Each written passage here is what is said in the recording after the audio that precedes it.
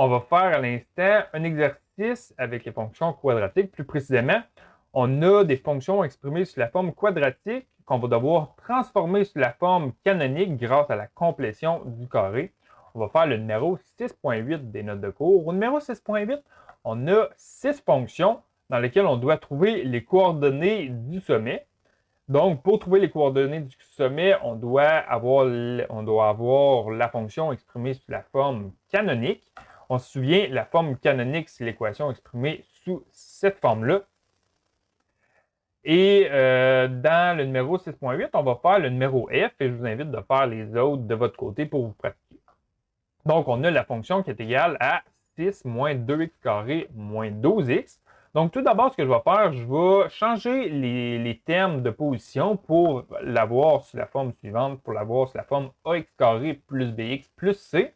Donc, on va utiliser la commutativité pour changer l'ordre des termes de ma fonction. Donc, on va avoir f de x qui est égal à moins 2x carré moins 12x plus 6.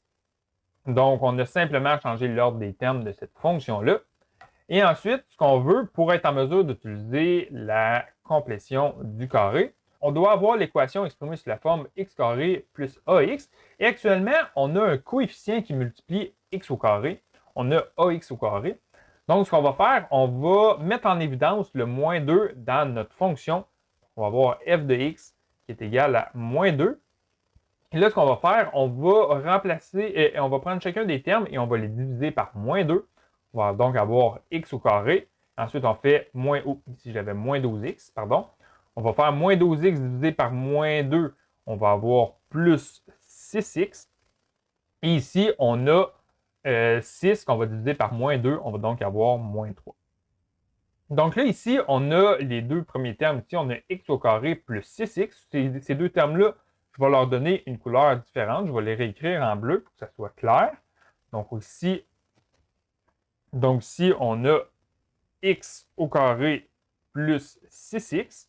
Donc là, ces deux termes-là, si on regarde comme il faut, nos deux termes sont exprimés sous cette forme-là ici. Donc, on va être en mesure d'utiliser la complétion du carré. Donc, ces deux termes-là ici, ils sont exprimés sous la forme x au carré plus ax. Et on a donc le coefficient a qui est égal à 6.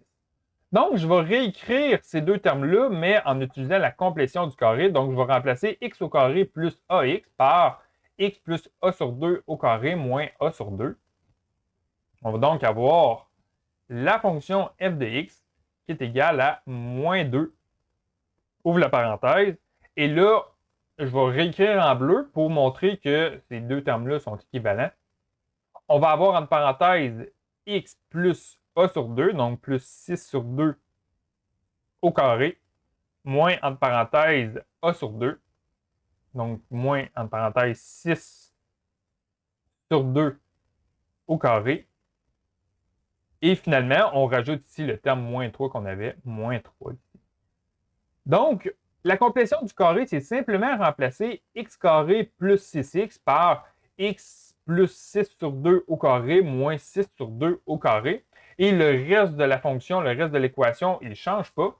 Et là, ce qu'on va faire, on va simplifier ça. Donc, on va avoir la fonction f de x qui est égale à moins 2 entre parenthèses. Et là, ici, on a x plus 6 sur 2. 6 sur 2, c'est égal à 3. Donc, on va avoir x plus 3 au carré. Moins ici, 6 sur 2, on va avoir 3 au carré moins 3.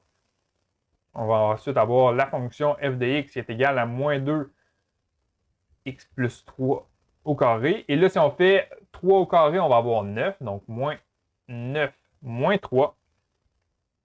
Moins 9 moins 3, on obtient moins 12. Donc, on va simplifier ça. La fonction f de x est égale à moins 2, ouvre la parenthèse, x plus 3 au carré, moins 12. Et là, ce qu'il nous reste à faire, c'est la distributivité de notre moins 2 ici dans chacun des termes.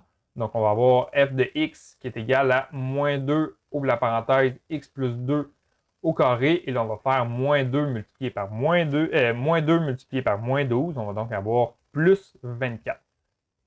Donc, en résumé, la complétion du carré, c'est simplement prendre ces deux termes-là et les transformer sous cette forme-là. Et ensuite, en simplifiant le reste, on est en mesure de trouver l'équation sous la forme canonique. On a donc moins 2, ouvre la parenthèse, x plus 2 au carré, plus 24. Et on se souvient, la forme canonique, quand on a l'équation exprimée sous la forme canonique, on a a multiplié par x moins h. Donc, si c'est à l'intérieur de notre parenthèse, on va avoir moins h, on va être en mesure de trouver h. Et on va également être en mesure de trouver k ici. Donc, dans notre fonction ici, on a un h. Oh, ici, c'est pas plus 2, pardon, c'est plus 3. Donc, on va avoir un h qui est égal à moins 3 et on a un k qui est égal à 24. Donc, grâce à ça, on est en mesure de trouver le sommet de notre fonction quadratique. Le sommet, ses coordonnées sont moins 3 en x et 24 en y.